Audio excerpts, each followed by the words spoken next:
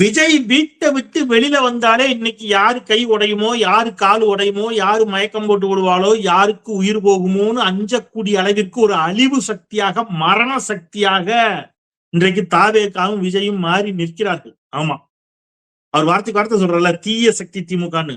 உள்ளபடியே ஒரு மரண சக்தி, அழிவு சக்தி தாவேகா, அல்லது ஒரு அழிவு சக்தி விஜய் அப்படின்னு தான் சொல்லணும். அழிவு சக்தி தான் உள்ளபடியே. இந்த நாட்டை அழிக்க வந்த சக்தி, நாட்டு மக்களை அழிக்க வந்த சக்தி, ஒரு மரண சக்தி அது, அப்படிதான் சொல்லணும் போல இருக்கு. ஏன்னா இன்னைக்கு விஜய் எங்க திருச்சியில வேட்புமனு தாக்கல் செய்ய வர்றாரு. பொத்துன்னு மயக்கம் போட்டு விடுறாங்க. சரி, ஓகே, அது எல்லா அரசியல் கட்சி கூட்டத்திலும் நடக்கிறதுன்னு கூட வச்சுக்கோங்க. காவலர், போலீஸ்காரர் அவர் காலுல காரை ஏத்தியாச்சு. ஆதவர்ஜுனாவின் கார் ஒரு காவல்துறையை சேர்ந்தவரின் காலில் ஏறி அவர் இன்றைக்கு கால் உடைஞ்சி மருத்துவமனையில அனுமதிக்கப்பட்டிருக்கிறார். பொதுமக்கள் கொதித்தெழுந்திருக்கிறார்கள் திருச்சியில். இதெல்லாம் நிச்சயமா தக்க பாடம் புகட்டுவார்கள் இந்த தேர்தலில் விஜய்க்கு, அது உறுதி. அப்பதான் நம்ம இன்னைக்கு விரிவாக இந்த வீடியோவில் பேச இருக்கின்றோம். ஒரு அழிவு சக்தியாக மாறி நிற்கக்கூடிய விஜயை பற்றி நாம இன்னைக்கு இந்த வீடியோல மேலும் சில அதிர்ச்சி தரும் உண்மைகளை எல்லாம் நம்ம இந்த வீடியோல உடைக்கலாம். வீடியோவை முழுமையாக பாருங்கள் என்று சொல்லிட்டு வீடியோக்குள் செல்கின்றேன். அனைவருக்கும் வணக்கம். இது தமிழ் கேள்வி. மீண்டும் உங்களை சந்திப்பதில் மிக்க மகிழ்ச்சி. நான் செந்தில் வேல் வீச்சு. தமிழ் கேள்வியை மறக்காம சப்ஸ்கிரைப் செய்து பாருங்கள், உங்கள் பேராதரவை தாருங்கள் என்று கேட்டுக்கொண்டு, நான் சொன்ன மாதிரிதான், ஒருத்தர் வீட்டை விட்டு வெளியில வந்தாருனாலே ஏதாவது நல்லது நடக்கணும், 10 பேருக்கு சந்தோஷமா இருக்கணும். பரவாயில்லையே அண்ணன் வந்திருக்காரு அப்படின்னு. இவர் வீட்டை விட்டு வெளியில வந்துட்டு வீட்டுக்குள்ள போற வரைக்கும் எல்லாருக்கும் திக்குன்னு இருக்கு. எந்நேரம் என்ன நடக்குமோன்னு சொல்லுவாங்கல்ல, அந்த மாதிரி இவர் வெளியில வந்தாருனாலே நமக்கு பயமா இருக்கு.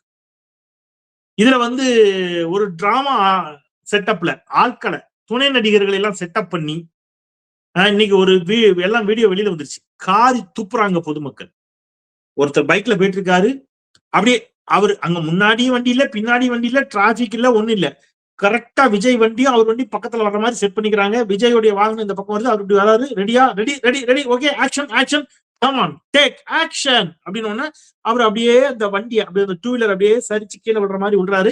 உடனே Vijay sir ready, okay sir, shot ready, okay sir, கீழே இறங்க, ஆக்ஷன் அப்படின்னு அவர் அப்படியே கீழே இறங்கி போறாரு. ஏய், இதெல்லாம் நம்பியார காலத்து டெக்னிக்கியா?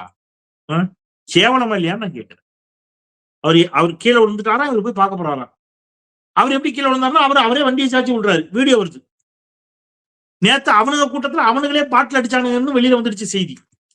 இதான் ஆதவர்ஜுனா அவர் கூட்டத்துல அவங்களே ஆளை வச்சு பாட்டில் அடிச்சு, ஐயோகோ திமுகவே நேத்து கத்துனது ஒரே நாள்ல அம்பலம் ஆயிடுச்சு. இன்னைக்கு ஆளை வச்சு கீழே விழுந்து ஏன் இந்த மானங்கட்ட பொழப்பு? ரைட்டு, இது ஒரு பக்கம். இன்னைக்கு பொதுமக்கள் திருச்சியில கொந்தளிச்சு எழுந்து விட்டார். பிள்ளைகளுக்கு தேர்வு நடந்து கொண்டிருக்கின்ற பொழுது அந்த பள்ளிக்கூடத்து பக்கத்துல நின்றுகிட்டு இந்த காவாலி பயிலுக அவ்வளவு பேரும் விசில வச்சுக்கிட்டு வீலுன்னு விசில் அடிக்கிறான். அந்த பிள்ளைகளு உங்களை மாதிரியே தற்கொலை கூட்டமா வரணுமா?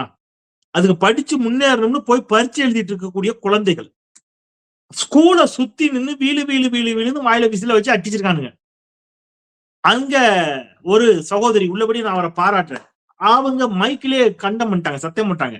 எக்ஸாம் நடக்குதுங்க, இங்க பிள்ளைங்க படிச்சுட்டு இருக்காங்க, என்ன நினைச்சிட்டு இருக்கீங்க, இங்க இருந்து இப்படிதான் கத்துவீங்களா, எஞ்சி போங்கடா அயோக்கிய போயிடலான்னு அந்த அம்மா திட்டி அனுப்பியிருக்காங்க அந்த சகோதரி. உள்ளபடி அந்த சகோதரிக்கு பாராட்டுகள், வாழ்த்துக்கள். மக்கள் இப்படி கொந்தளிச்சு போயிருக்கிறான். ஏற்கனவே இது இவனுக்கு புத்தி தெரிஞ்சுதான் செங்கோட்டையன் சொன்னாரு, இந்த பாரு பஸ் ஸ்டாண்ட்ல வயசானவங்க யாரா இருப்பாங்க, அவங்க பின்னாடி போய் திடீர்னு வீல் அப்படின்னு விசிறி ஊதி விட்டுறக்கூடாது, அந்த ஓட்டு போயிரும். தூங்கிட்டு இருக்கவங்க காதுல போய் விசிற ஊதி விட்டுறாதீங்க, அவன் பதறி போய் எரிஞ்சானா அவன் ஓட்டு போட மாட்டான் சொன்னாங்க ஏற்கனவே. இப்ப படிக்கிற பிள்ளைகளுக்கு படிப்பை கெடுக்கிற மாதிரி விசில். வந்தீங்களா எல்லாரும் மாதிரியும் பரப்புரை செஞ்சீங்களா போனீங்களான்னா கிடையாது. ஏன் இதெல்லாம் பண்றாங்க? ஏன்னா உருப்படியாக செய்யக்கூடிய பரப்புரை எதையும் செய்ய தெரியாது. உருப்படியா கவர்மெண்ட் நோக்கி 4 கேள்வி கேட்க சொல்லுங்க பாப்போம். எது நீங்க கேட்டாரா? என்ன கேட்டாரு? ரைட், ஐயா எடுத்து கொடுக்குறாரு. அங்கேருந்து ஒரு ஐயா பேசுறது மைண்ட் வாய்ஸ் எனக்கு இங்க கேக்குது. கேஸ் தட்டுப்பாடு, ஸ்டாலின் அரசே. யார கேஸ் தட்டுப்பாட்டுக்கு? திமுக அரசே, ஸ்டாலின் அரசே.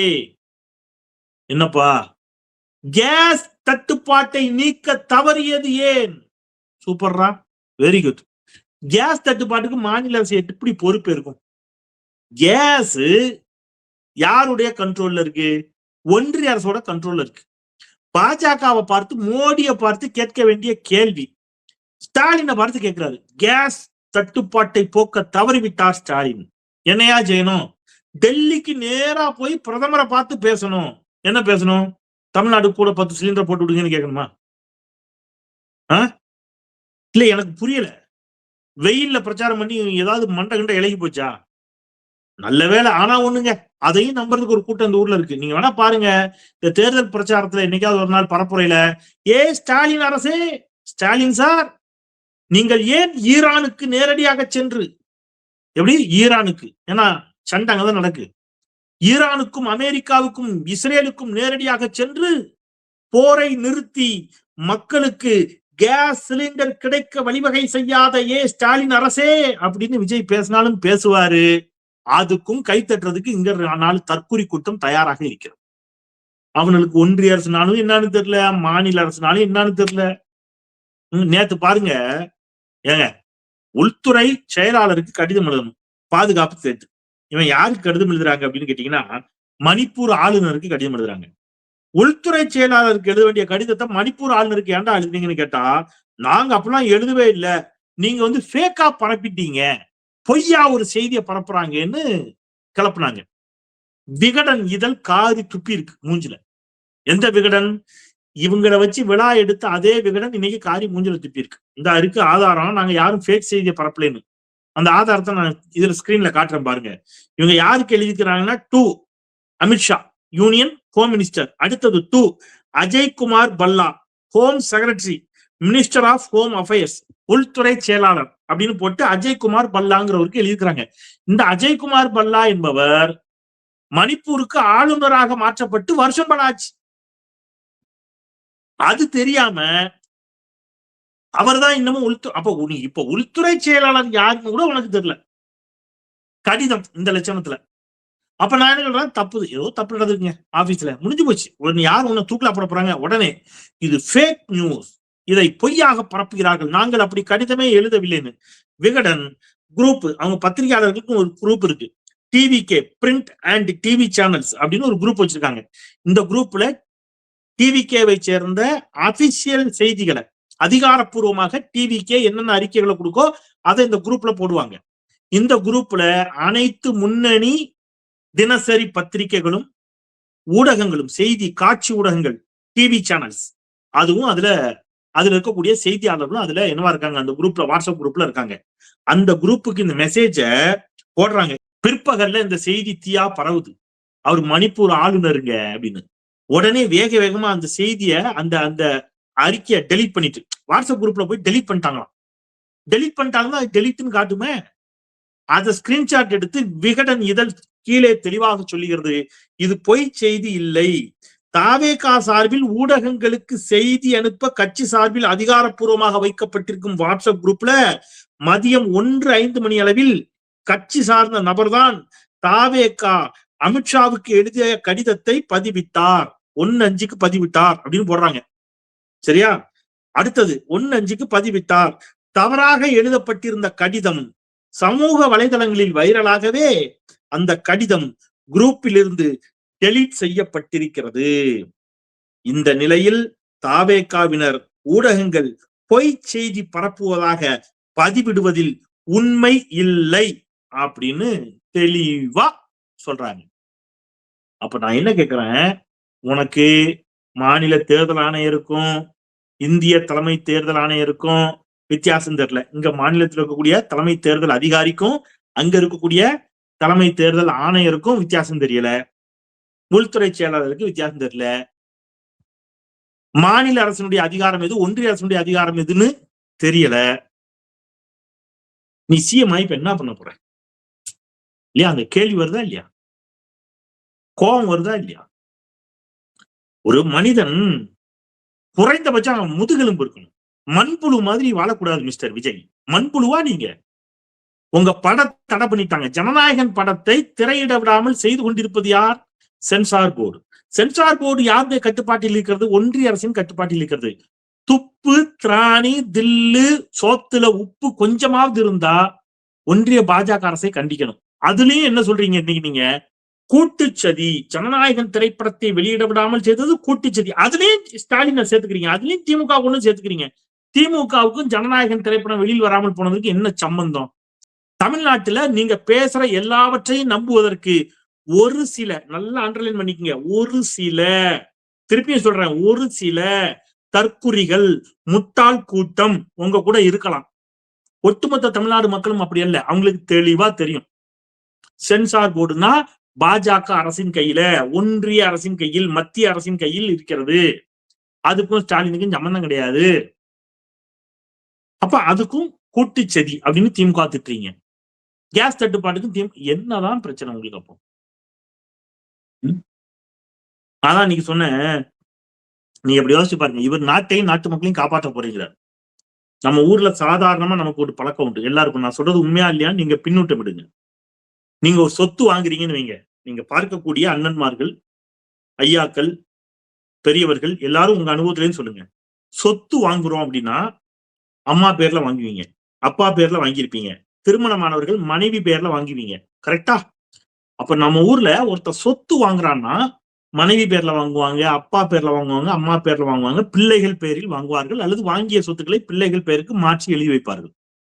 கடன் வாங்குறீங்க, ஒரு தொழில் பண்ண போறீங்க, ஒரு பெரிய கடன் வாங்க போறீங்க அப்படின்னா அதுக்கு மனைவிய ஜாமீன் கையெழுத்து போடுறதுக்கு பெரும்பாலான வீடுகள்ல நம்ம அனுமதிக்க மாட்டாங்க. என்ன சொல்லுவாங்க தெரியுமா? கடன் நாளைக்கு ஏதோ நல்லதோ கெட்டதோ சிக்கலோ அது என்னோட போகட்டும், உன்னைய பாதிக்க கூடாது சொல்லுவோம்ல வீட்டுல. கடன், ஒரு ஆண் கடனை பெரும்பாலான குடும்பங்கள்ல அவன் வேலைக்கு போகாத தன்னுடைய மனைவியோ தாயோ இருந்தாங்கன்னா சொத்து அவங்க பேர்ல வாங்குவாங்க, கடனை தான் பேர்ல வாங்கிப்பாங்க. இது ஒரு சாமானிய வீடுகள்ல கூட நடக்கிற ஒன்று. சரியா? விஜய் தலைகீழ சொத்து எல்லாத்தையும் அவர் பேர்ல வாங்கியிருக்காரு, கடனை மனைவிக்கு, அப்பாவுக்கு, அம்மாவுக்கு, பிள்ளைங்களுக்கு கொடுத்திருக்காரு. இது எப்படி எனக்கு புரியல. சொத்தெல்லாம் அவர் பேர்ல வாங்கிட்டாரு, பிள்ளைகளுக்கு, அப்பாவுக்கு, அம்மாவுக்கு, மனைவிக்கு கடனை கொடுத்திருக்காரு, கடன் கொடுக்கிறாரு. நீங்க என்ன உச்சத்துல இருந்து வந்தீங்க? உச்சத்துல இருந்து நீங்க எதுக்கு முதல்ல வந்தீங்க? எனக்கு புரியவே இல்லை. ஆக இப்படி ஒரு அழிவு சக்தியாக, மரண சக்தியாக, மரண சக்தி நான் ஏன் சொல்றேன் அப்படின்னா 52 பேர் இதுவரைக்கும் செத்துருக்காங்க. இவருடைய கூட்டத்தால் இறந்தவர்கள் 52 பேர். சார் அதுக்கும் விஜய்க்கும் எப்படி சார் அதுக்குன்னு மரண சக்தின்னு நீங்க சொல்லலாமா சார் அப்படின்னு கேட்டீங்கன்னா, கொஞ்சம் கூட கூச்சமே இல்லாமல் நேற்று அபாண்டமாக இந்த பழியை நேரடியாக முதலமைச்சரை நோக்கி ஆதவ அர்ஜுனா வீசுகின்ற பொழுது, வாக்கு அரசியலுக்காக மிக மலினமான கேவலமான ஒரு அரசியலை தாவேகா செய்ய தொடங்குகின்ற பொழுது நாம உண்மையை சொல்றதுக்கு ஏன் பயப்படணும்? உண்மைதானே இது? இந்த மரணங்களுக்கு விஜய் தானே பொறுப்பேற்கணும். 52 பேருடைய மரணங்களுக்கு யார் பொறுப்பேற்பது? விஜய் தான் பொறுப்பேற்கணும். அப்ப விஜய மரண சக்தி என்று சொல்வதில் தவறே இல்லை.